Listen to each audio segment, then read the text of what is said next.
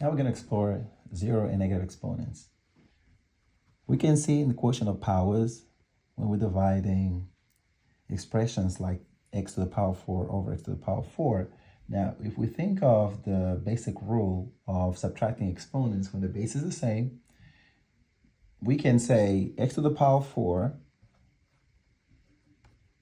we can subtract 4 minus 4 because both have the same base of x and the exponents are 4 on both sides. So that will be x to the power of 0.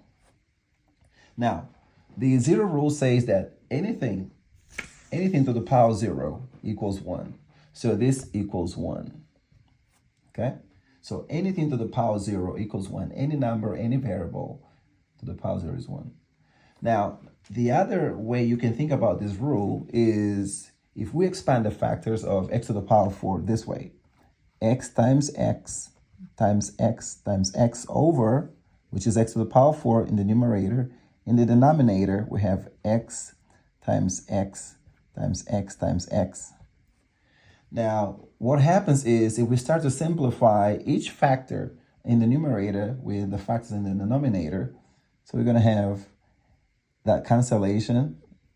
We're going to cancel each of those factors. And if you divide x divided by x is 1, x divided by x is 1, x divided by x is 1, x divided by x is 1. So 1 over 1 is just 1. So this is where really the rule comes from when you hear that anything to the power 0 is 1, is by cancellation of the, in this case, the factors in the numerator and denominator when they are the same. Now, the next thing is to look at what we could do with that with a number, for example. We could, for example, have 3 to the power of 2 divided by 3 to the power of 2. Now, we could expand this using the rule where we can have subtracting the exponents when the base is the same. So 3 to the power 2 minus 2 is 3 to the power 0. And this is 1. Or we can also think of it this way as the factors of 3, which is 3 times 3 in the numerator over the factor of 3 in the denominator, 3 times 3. And we can cancel it out. And it is 1. Okay, so 1 over 1 is 1.